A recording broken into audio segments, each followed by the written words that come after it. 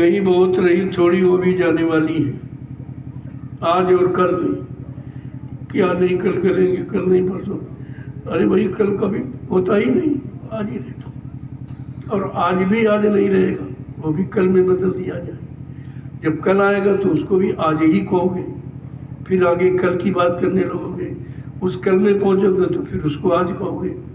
कहने का मतलब केवल गिनती में आज है, और आज भी रहता नहीं है।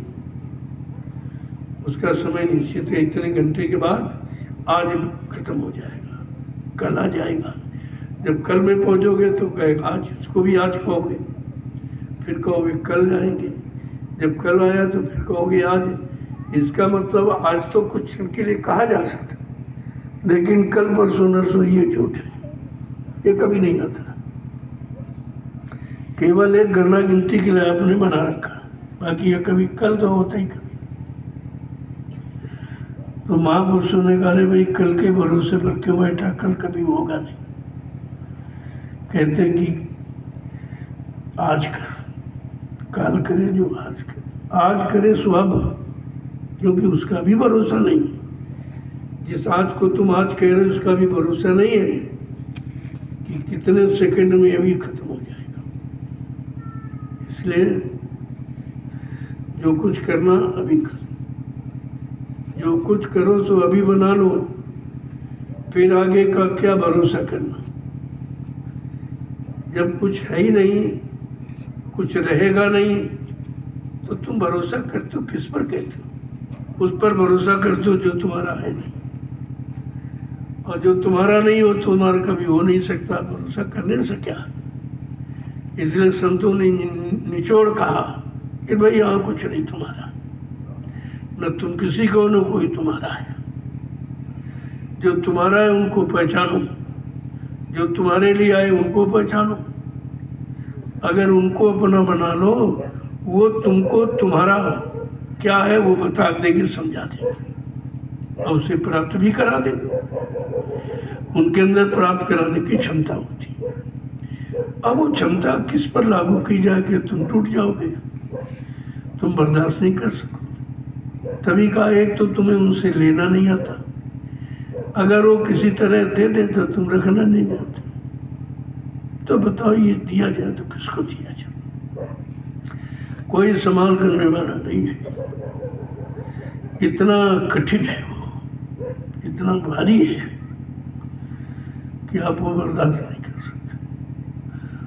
तो अगर पूरी दया का एहसास करा दिया तो तुम छोड़ के भाग जाओगे यहाँ से, तुम टिक ही नहीं सकते। दया बहुत भारी है। अगर भारी नहीं तो दया तुम्हारे पाप कर्मों को कैसे जलाएगी, कैसे खत्म कर देगी? भारी होगी तभी तो खत्म करेगी। अब ये कहा भाई धीरे धीरे धीरे धीरे धीरे धीरे। किसी काम को कभी नहीं किया तो एक बार की कर भी नहीं पाओगे। अगर धीरे धीरे शब्द जोड़ दो तो आप सीख जाओगे। समय जो कुछ लगे वो तो तुम्हारे करने पर है, लेकिन आप कर लोगे। यहाँ करने की बात नहीं, सब कथनी बकनी की बात है।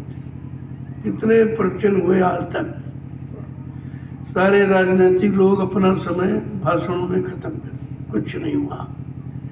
और सारे जो महात्मा बने को कह रहे नकली, इतने प्रवचन गए, कुछ हुआ ही नहीं, करके दिखाई नहीं पाए। क्योंकि ये प्रवचन का विषय नहीं है, भाषण का विषय नहीं है, करनी का विषय। और वो करनी अलग है, वो शरीर इंद्रियों भोगों की करनी नहीं है। तो संतों ने कहा वो करनी कौन? करनी करो मार मन डालो, इंद्रिय भोग विचारो, और इतना काम करो तुम अब की, फिर आगे की सतगुरु जाने। सब खोल दिया एकदम। जो शरीर से इंद्रियों से आप खराब हुए हो, धीरे धीरे धीरे उससे हटना सीखो, तो बर्बादी से बच सकते हो। अगर धीरे धीरे हटना सीख गए, बर्बादी से बच गए, तो आप अपने काम को कर सकते हो। अभी समय है करने के लिए, कर सकते हो। और ये भी अगर आजकल के भरोसे पर बैठे रहे तो ये भी जा रहा हो, इसे आप नहीं रोक सकते। तो आज की शुरुआत मैंने अध्यात्म से की। हाँ, देश के प्रति, समाज के प्रति, राष्ट्र के प्रति, मानवता के प्रति संदेश तो देंगे ही, लेकिन जरूरत तो इसकी है जिसके लिए परमात्मा ने आपको इस पंच भौतिक शरीर दिया है। उसने किस काम के लिए दिया वो समझो। तो तुम किस काम में लगा रहे हो ये तुम्हारी समझ नहीं है, ये भूल है। इसी भूल अज्ञानता को मिटाना है। तो धीरे धीरे सुनने का, समझने का प्रयास। जब देखा गया कि शक्ति सामर्थ्य शरीर में नहीं आपके है, संयम है नहीं, बिल्कुल कतई न किसी बर्दाश्त क्षमता, ये भी संयम नहीं है। किसी की बात नहीं बर्दाश्त होती है तो संयम तो है नहीं बिल्कुल। संयम का मतलब कोई इधर उधर की बातों से नहीं। संयम का मतलब है संयमित रहकर, अपने आप को स्थिर प्रज्ञता में रखकर